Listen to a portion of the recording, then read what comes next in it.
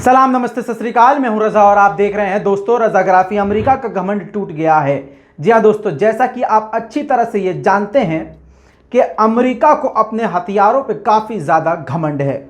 अभी उसका जो घमंड है वो सिर्फ और सिर्फ पूरा घमंड जो है वो है फाइटर जेट F-35 विमान। जी हाँ, जिसकी वजह से अमेरिका चौड़े होके पूरी दुनिया की आंखों में आंखें डाल के दादागिरी दिखाता है।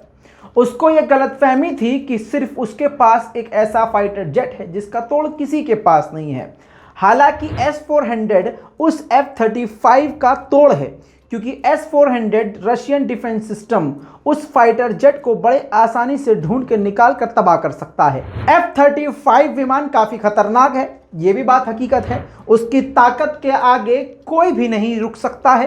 कोई भी फाइटर जेट विमान पूरी दुनिया का ऐसा नहीं है जो उसको टक्कर दे सके, ये भी बात सही है। हालांकि रशिया ऑलरेडी इसके खिलाफ एक तगड़ा फाइटर जेट बना रहा है और बनाने वाला है और बहुत जल्द वो दुनिया के सामने रखेगा। अब आपको बताता हूँ कि ये अमेरिका की जो नाक है F-35 विमान, उसको उस नाक को कई जगह उसने बेचा है। जी हाँ, जैसे ब्रिटेन है, चाइना है, इजराइल है और इसके अलावा कई मुल्क हैं।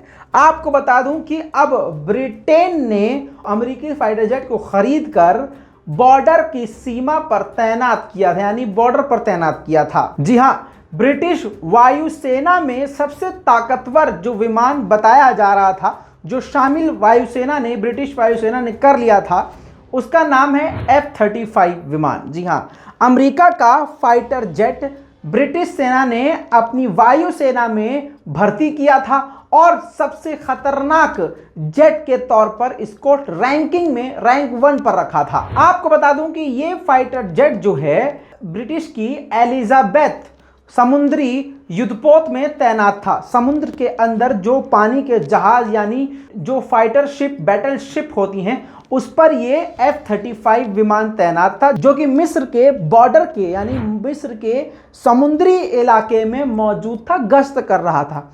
वहीं पर ब्रिटिश ने युद्धाभ्यास के दौरान, मतलब होता है ना, रूटीन चेकअप के लिए फाइटर जेट को उड़ाया जाता है, तो रूटीन चेकअप के दौरान चेकिंग के लिए एक ट्रेनिंग के पर्पज से इस F-35 विमान को उड़ाया गया और काफ़ी स्पीड से उड़ने वाला F-35 विमान अचानक, अभी उसका रीजन सामने नहीं आया, क्रैश हो गया।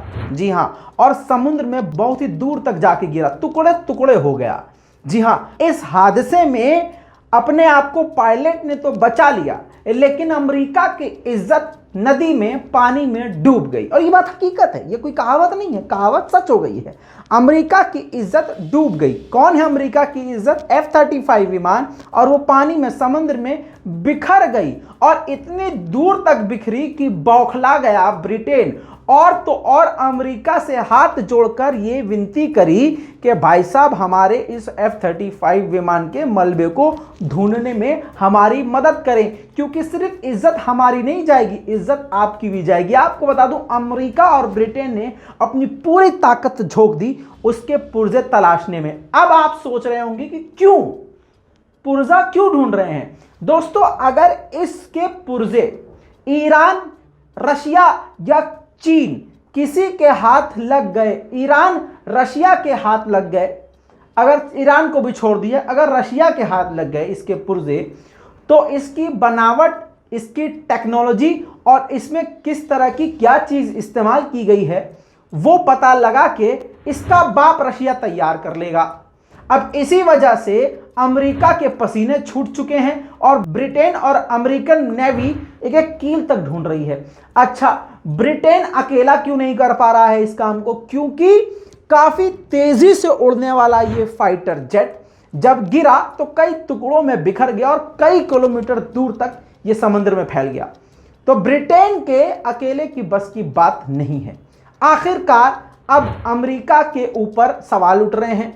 अमेरिका की वेपन इंडस्ट्री पे अब बड़े बड़े क्वेश्चन मार्क लग चुके हैं। अमेरिका का जब सबसे खतरनाक फाइटर जेट अपने आप ही या इंसानी गलती से टुकड़ों में बिखर सकता है, तो रशियन फाइटर जेट के सामने या चीन के फाइटर जेट के सामने आखिर अमेरिका का ये F-35 विमान कैसे टिकेगा।